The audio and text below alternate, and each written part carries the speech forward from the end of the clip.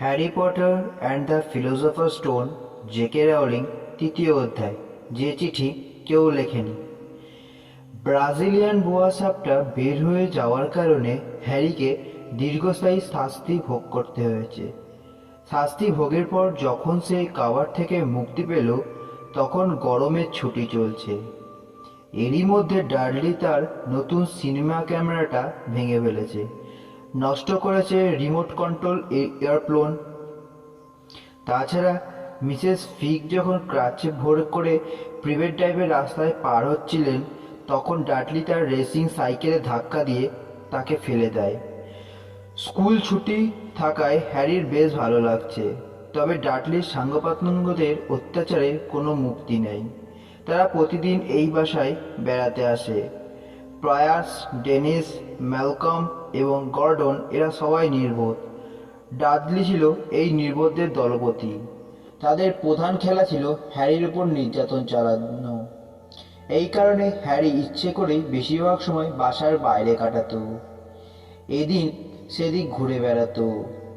শিগগিরই ছুটি শেষ হয়ে যাবে।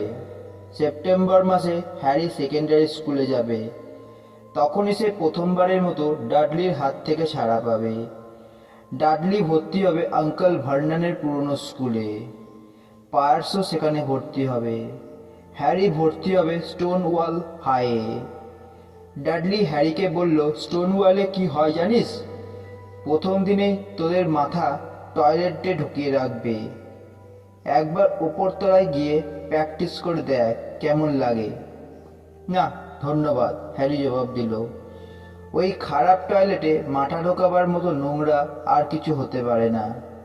এই বলে হ্যারি দৌড়ে পালিয়ে গেল, যাতে ডাডলি তাকে নিয়ে এই ধরনের প্র্যাকটিস না করতে পারে। জুলাই মাস। স্কুল ইউনিফর্ম কেনার জন্য আন্ট পেটুনিয়া ডাডলিকে লন্ডনে নিয়ে গেল। হ্যারিকে রেখে গেলেন মিসেস ফিগের কাছে। তার অবস্থা তখন এত খারাপ ছিল না। জানা গেল তিনি তার পোষা বিড়ালের একটাকে ডিঙোতে গিয়ে পড়ে গিয়ে এক পা ভেঙে ফেলেছেন। এরপর থেকে বিড়ালের প্রতি তার ভালোবাসার ঘাটতি পড়েছে।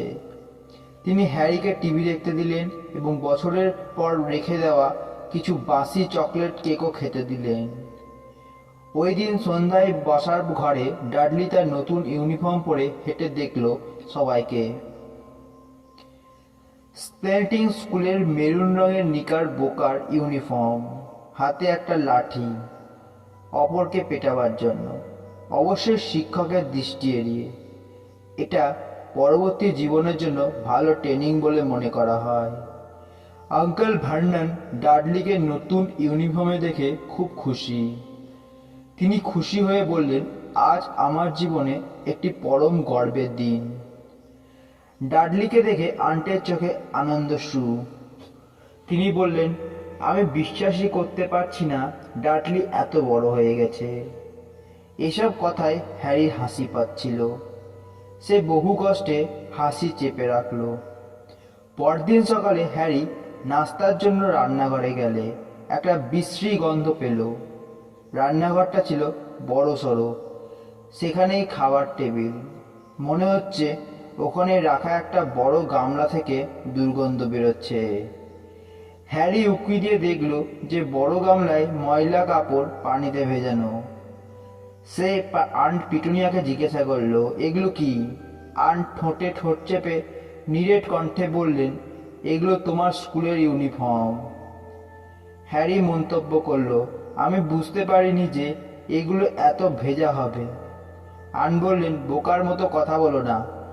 আমি তোমার জন্য ডাডলির কিছু পুরনো কাপড় রং করে দিয়েছি। শেষ হলে দেখবে তোমাকে ঠিকই মানাচ্ছে। হ্যারির মনে সন্দেহ দেখা দিলেও সে কোনো প্রশ্ন করল না। ওই পোশাকে স্টোনওয়াল স্কুলে তাকে প্রথম দিন কেমন দেখাবে? তাকে দেখে মনে হবে সে হাতির চামড়ার পোশাক পরেছে। ডাডলি এবং আঙ্কেল ভার্নন ঘরে ঢুকে নাক কুচকালেন, কারণ হ্যারির ইউনিফর্ম থেকে দুর্গন্ধ বেরোচ্ছে। আঙ্কেল ভার্নন পত্রিকার পাতা খুললেন আর ডাডলি লাঠি দিয়ে টেবিল পেটাতে লাগলো। বাইরের ডাকবক্সে পড়ার শব্দ শোনা গেল। আঙ্কেল ভার্নন বললেন, ডাডলি যাও তো চিঠিগুলো নিয়ে এসো। হ্যারি যাক না, ডাডলি বলল। হ্যারি যাও তো চিঠিগুলো নিয়ে এসো, আঙ্কেল ভার্নন বললেন। ডাডলি ওকে লাঠি দিয়ে খোঁচা মারো তো, আঙ্কেল ভার্নন বললেন। লাঠি তোলার আগেই হ্যারি উঠে ডাক বক্সের দিকে রওনা দিল। হ্যারি গিয়ে দেখল পাপোসের ওপর 3টা চিঠি পড়ে রয়েছে। একটা পোস্টকার্ড এসেছে আঙ্কেল ভার্ননের বোন মার্জের কাছ থেকে। তিনি আইলস অফ অবিউটে ছুটি কাটাচ্ছেন। দ্বিতীয় চিঠি একটা বাদামি খামের ভিতর, কোনো বিল থাকতে পারে এতে। তৃতীয় চিঠিতে লেখা হ্যারির জন্য চিঠি। নিজের চিঠিটি হ্যারি হাতে তুলে নিল। তার বুক ধড়পড় করতে লাগলো। তাকে তো এ পর্যন্ত কেউ চিঠি লেখেনি। তার কোনো বন্ধু বান্ধব বা আত্মীয় স্বজনও নেই। তাহলে এ কে লিখতে পারে? চিঠির খামে হ্যারির নাম লেখা। চিঠি যে হ্যারিকে লেখা এ ব্যাপারে তো কোনো সন্দেহ নেই। মিস্টার এইচ পটার, সিঁড়ির নিচে কাবোর্ড 4, পিভেট ড্রাইভ, লিটল উইক্সিং, সারে। চামড়ার মতো শক্ত হলুদ খামের সবুজ অক্ষরে লেখা ঠিকানা। উপরের কোণ ডাকটিকিতে নেই। হ্যারি খামটা উল্টে পাল্টে দেখল। তার বুক কাঁপছিল। হ্যারি দেখল খামের উপর কতগুলো রঙিন ছাপ, সিংহ, ঈগল আর সাপের। চারিদিকে বড় অক্ষরে ইংরেজি এইচ লেখা আছে। রান্নাঘর থেকে আঙ্কেল ভার্নন জিজ্ঞাসা করলেন, হ্যারি জলদি এসো। ওখানে তুমি কি করছো? তুমি কি পত্রবোমা পরীক্ষা করছো? নিজের রসিকতায় আঙ্কেল ভার্নন নিজেই হাসলেন। হ্যারি রান্নাঘরে আঙ্কেল ভার্ননের হাতে 2টি চিঠি দিল। তারপর তার চিঠি খুলে ব্যস্ত হয়ে পড়ল। আঙ্কেল ভার্নন চিঠিটা খুলে দেখলেন এবং বিরক্তির সাথে পোস্টকার্ডটি দেখলেন। আর্ন পিটুনিয়াকে বললেন, শুনছো মাঝ নাকি অসুস্থ? কি এক ঝামেলা। ঠিক এই সময় ডাডলি দৌড়ে এসে বলল, বাবা, হ্যারি যেন কিছু পেয়েছে। হ্যারি চিঠিটার ভাঁজ খুলতে যাচ্ছিল। এই চিঠিটার কাগজটি খামের মতো শক্ত। চিঠি খোলার আগে আঙ্কেল ভার্নন এসে হ্যারির হাত থেকে চিঠিটা ছো মেরে নিয়ে নিলেন। এই চিঠি তো আমার, এই বলে হ্যারি চিঠি ফেরত নেওয়ার চেষ্টা করল। তোমাকে আবার কে চিঠি লিখবে? আঙ্কেল ভার্নন ঠাট্টা করে বললেন। হাতে ধরা চিঠিটা বারবার পরখ করে দেখলেন, তারপর পড়তে শুরু করলেন। তার মুখের রং ট্রাফিক লাইটের মতো বদলাতে লাগলো, লাল থেকে সবুজ। কিছুক্ষণের মধ্যেই মুখের রং হয়ে গেল ধূসর সাদা, অনেকটা পুরনো পারিজের মতো। তিনি চিৎকার করে উঠলেন, পে পে পিতুনিয়া। ডাডলি চিঠিটা পড়ার জন্য হাতে নেওয়ার চেষ্টা করলো। নাগালের বাইরে থাকায় সে ধরতে পারল না। আর্ন পিটুনিয়া চিঠিটা পড়লেন। প্রথম লাইন পড়েই তার ভিড়মি খাবার জোগাড়। তিনি চিৎকার করে উঠলেন, Vernon, oh my goodness, Vernon. Uncle Vernon ও আর্ন পিটুনিয়া পরস্পরের দিকে তাকালেন। ঘরে সে ডাডলি আছে তা তারা ভুলেই গেলেন। তবে ডাডলি এই পরিবারে কখনোই অবহেলিত নয়। সে তার লাঠি দিয়ে তার বাবার মাথায় মৃদু টোকা দিল। তারপর চিৎকার করে বলল, আমি চিঠিটা পড়তে চাই। হ্যারি বলল, আমি চিঠিটা পড়তে চাই কারণ আমাকে লেখা। তোমরা দুজনেই ঘর থেকে বেরো। আঙ্কেল ভার্নন ডাডলি ও হ্যারিকে ধমক দিলেন। অবশেষে হ্যারি আর ডাডলিকে ঘাট ধরে বের করে দেওয়ার পর তিনি নিজেই দরাম করে রান্নাঘরের দরজাটা বন্ধ করে দিলেন। আর্ন পিটুনিয়া বললেন, ভার্নন, দেখো তো চিঠিতে কি ঠিকানা লেখা আছে। হ্যারি কোথায় ঘুমায় এটা তারা জানলো কি করে? তোমার কি মনে হয় না তারা আমাদের বাসার উপর নজরদারি করছে? নজরদারি? তার মানে গোয়েন্দাগিরি? তুমি বলতে চাইছো কেউ আমাদের অনুসরণ করছে? তাহলে আমরা কি করবো ভার্নন? আমরা কি লিখে দেবো আমরা এ ধরনের কিছু আশা করি না? আঙ্কেল ভার্নন বললেন, আমরা বিষয়টা আমলে আনবো না। ওরা যাতে কোনো উত্তর না পায় সেটাই ভালো হবে। কিন্তু আমি ঘরে এসব ঘটতে দেব না, পিতুনিয়া। আঙ্কেল ভার্নন বললেন, আমরা যখন ওকে ঘরে এনেছিলাম তখনই কি আমরা সিদ্ধান্ত নিইনি তার মগজে যা কিছু খারাপ আছে সব ঝেঁটিয়ে বিদায় করব? ওই দিন সন্ধ্যায় অফিস থেকে ফিরে আঙ্কেল ভার্নন এমন এক কাজ করলেন যা তিনি জীবনেও করেননি। তিনি কাবারে হ্যারিকে দেখতে গেলেন। হ্যারি তাকে প্রশ্ন করল, আমার চিঠি কোথায়? কে আমাকে চিঠি লিখেছে? আঙ্কেল ভান্ডান বললেন, ভুল করে খামে তোমার ঠিকানা লেখা হয়েছিল, আমি সেই চিঠিটা ফুরিয়ে ফেলেছি। খামে ভুল ঠিকানা লেখা হয়নি, হ্যারি দ্রুততার সাথে বলল। এমনকি ওখানে আমার কাপড়ের ঠিকানাও ছিল। চুপ, আর কোনো কথা নয়। আঙ্কেল ভান্ডান ভীষণ জোরে ধমক দিলেন। তার ধমকের শব্দে সিলিং থেকে কয়েকটি মাকড়সা নিচে পড়ে গেল। ধমকের পর পরিবেশ সহজ করার জন্য তিনি হাসার চেষ্টা করলেন, কিন্তু তার চেহারার কাঠিন্য কিছুতেই দূর হলো না। হ্যাঁ হ্যারি, আঙ্কেল ভান্ডান বললেন, আমি আজ তোমার ভাবছিলাম যেহেতু তুমি বড় হয়েছো সেহেতু তোমাকে আর কাপড়ে রাখা হবে না। তুমি ডাডলির দ্বিতীয় শোবার ঘরে চলে যাও। কেন? হ্যারি প্রশ্ন করে বসলো। কোনো প্রশ্ন করা যাবে না, আঙ্কেল ভার্নন কড়া ভাষায় বলল। তোমার মালামাল উপরে নিয়ে যাও। ডাজলি পরিবারে যে বাড়িতে থাকেন সেখানে 4টা কক্ষ। একটাই থাকেন আঙ্কেল আর আন, দ্বিতীয় কক্ষটিতে অতিথির জন্য পৃথক করে রাখা হয়েছে, আরেকটাতে ডাডলি।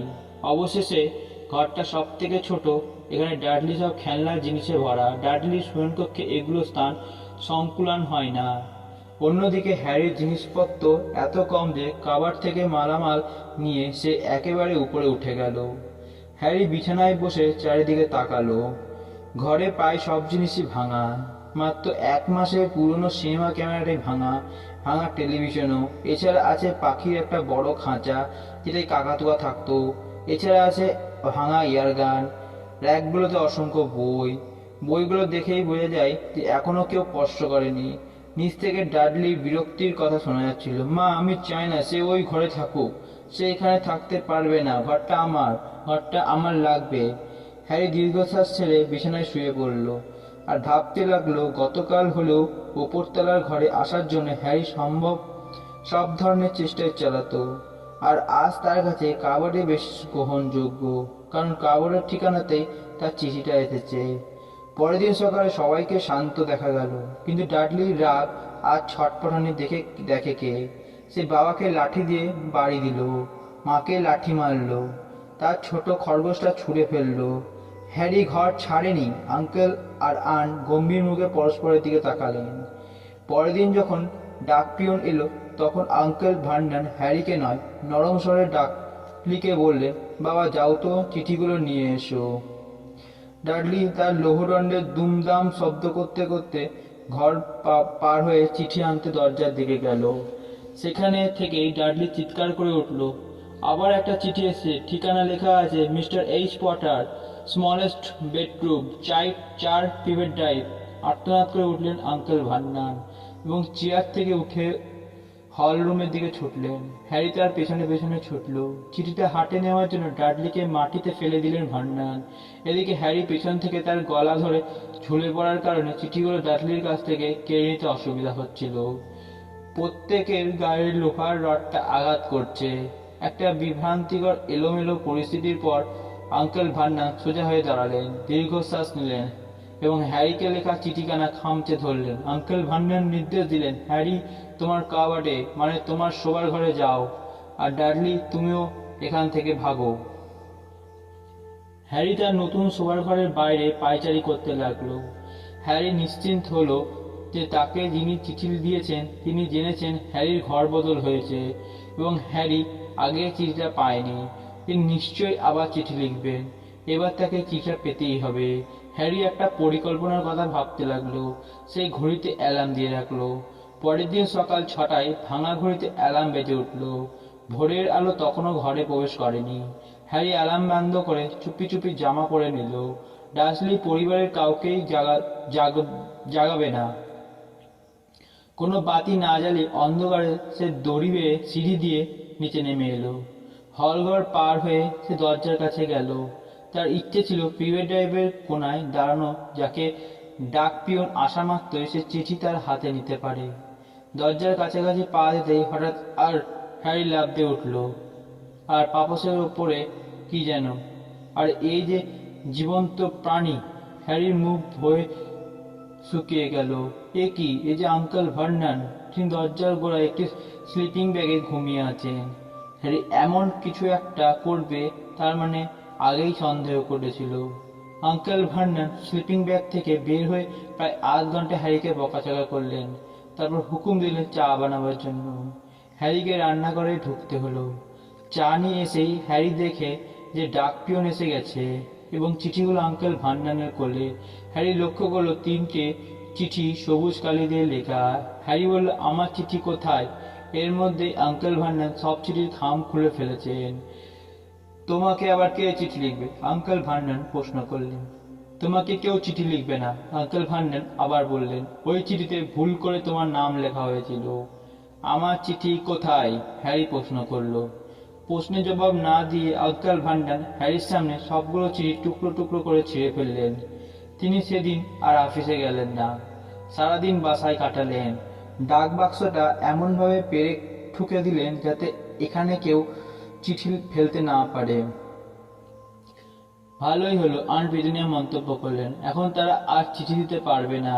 চিঠি দিতে হলে তাদেরকে উপরে উঠতে হবে।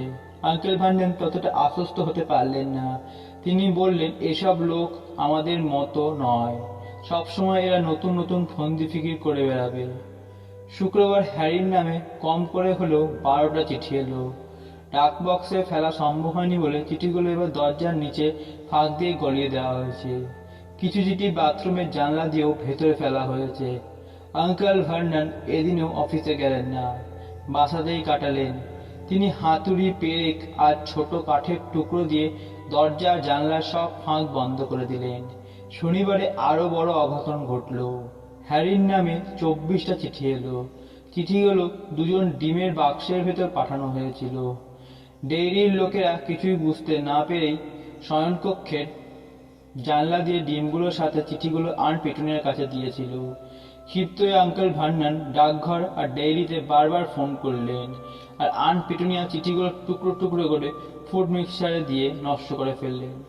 ডাডলি বিস্ময়ের সাথে হ্যারিকে প্রশ্ন করলো, তোমার সাথে কথা বলার জন্য কে এমন উতলা হলো? রোববার সকালে আঙ্কেল ভার্নন নাস্তার টেবিলে বসলেন। তিনি পরিশ্রান্ত, তবে তাকে বেশ খুশি খুশি দেখাচ্ছিল। তিনি বললেন, আজ রোববার, ছুটির দিন, আজ আর কোনো চিঠি আসবে না। কিন্তু হঠাৎ রান্নাঘরের চিমনিতে শব্দ শোনা গেল। কিছু যেন গড়গড় করে চিমনি বেয়ে নিচে পড়ছে। তিনি যা দেখলেন তাতে স্তম্ভিত হয়ে পড়লেন। উনুনের চিমনি দিয়ে 30-40টা চিঠি বুলেটের মতো বেরিয়ে এলো। ডাসলি পরিবারের সবাই অবাক, আর চিঠিগুলো ধরার জন্য হ্যারি লাফ দিল। বের হও, এখান থেকে বের হও! আঙ্কেল ভার্নন হ্যারির কোমর জড়িয়ে ধরে উঁচু করে তাকে রান্নাঘর থেকে হলঘরে ছুঁড়ে ফেললেন। আন্ট পিটুনিয়া আর ডাডলি হাত দিয়ে মুখ ঢেকে বাইরে চলে গেল। আঙ্কেল ভার্নন দড়াম করে দরজা বন্ধ করে দিলেন। চিঠিগুলো দেয়াল এবং মেঝেতে এসে পড়েছে। এই শব্দ তাদের কানে আসছিল। রাগে ক্ষোভে টান দিয়ে গোঁফ ছিঁড়তে ছিঁড়তে আঙ্কেল ভার্নন বললেন, তোমাদেরকে 5 মিনিট সময় দিচ্ছি। এর মধ্যে তোমরা তোমাদের গুটি কয়েক জামা কাপড় নিয়ে নিচে নেমে আসবে। আমরা এখান থেকে চলে যাব। এই বিষয়ে আর কোনো কথা নয়। আঙ্কেল ভার্নন অর্ধেক গোঁফ উড়ে যাওয়ার তাকে খুবই ভয়ঙ্কর দেখাচ্ছিল, তাই কেউ তাকে কোনো প্রশ্ন করতে সাহস করল না। সবাই গিয়ে গাড়িতে বসলো। ডাডলি পেছনে বসে ছিল, কারণ সে তার টেলিভিশন, ভিডিও আর কম্পিউটারের সাথে নেওয়ার জন্য প্যাক করেছিল। আঙ্কেল ভার্নন তার মাথার চারিদিকে চেপে তাকে জোর করে উঠিয়ে দেন। গাড়ি চলছে তো চলছে। আন্ট পিটুনিয়ার সাহস হলো না প্রশ্ন করে, গাড়ি কোথায় যাচ্ছে? আঙ্কেল ভার্নন একটু পরপরই ডান দিকে বাম দিকে কঠিন মোড় নিয়ে গাড়ি চালাতে লাগলেন। খাওয়া দাওয়ার জন্য গাড়ি কোথাও থামলো না। সন্ধ্যা হতেই ডাডলির বিলাপ শোনা যেতে লাগলো। তার জীবনে কোন দিন এত খারাপ যায়নি। সে খুবই ক্ষুধার্ত। সে টেলিভিশনের 5টা প্রোগ্রাম মিস করেছে, যা সে দেখতে চেয়েছিল। তাকে এত খেসারত দিতে হবে জানলে সে গাড়িতেই উঠত না। অবশেষে আঙ্কেল ভার্নন এক শহরতলিতে এসে একটা হোটেলের সামনে তার গাড়ি থামালেন। একটা ঘরে দুটো নোংরা বিছানায় হ্যারি আর ডাডলিকে থাকতে হলো। ডাডলি বিছানায় পড়েই নাক ডাকা শুরু করলো। হ্যারির চোখে কোনো ঘুম নাই। হ্যারি জানলার পাশে দাঁড়িয়ে চলন্ত গাড়িগুলোর আলোর দিকে তাকিয়ে রইল। পরের দিন সকালে নাস্তায় তারা খেলো বাসি কর্নফ্লেক্স ও টোস্টের সাথে টিনের টমেটো। নাস্তা খাওয়ার পর হোটেলের মালিক তাদের টেবিলে এলেন। তিনি বললেন, এক্সকিউজ মি, আপনাদের মধ্যে হ্যারি পটারকে তার নামে ফ্রন্ট ডেস্কে 100 চিঠি এসেছে। হোটেলের মালিক ভদ্রমহিলা একটা চিঠি তাদের সামনে তুলে ধরলেন। সবুজ কালিতে লেখা, এইচ পটার, কক্ষ নম্বর 17, রেইল ভিউ হোটেল, কোয়াকওয়াথ। চিঠিটা নেওয়ার জন্য হ্যারি হাত বাড়ালো। হ্যারি হাতটা আঙ্কেল ভার্নন সরিয়ে দিলেন। হোটেলের মালিক ভদ্রমহিলা বিস্মিত হলেন।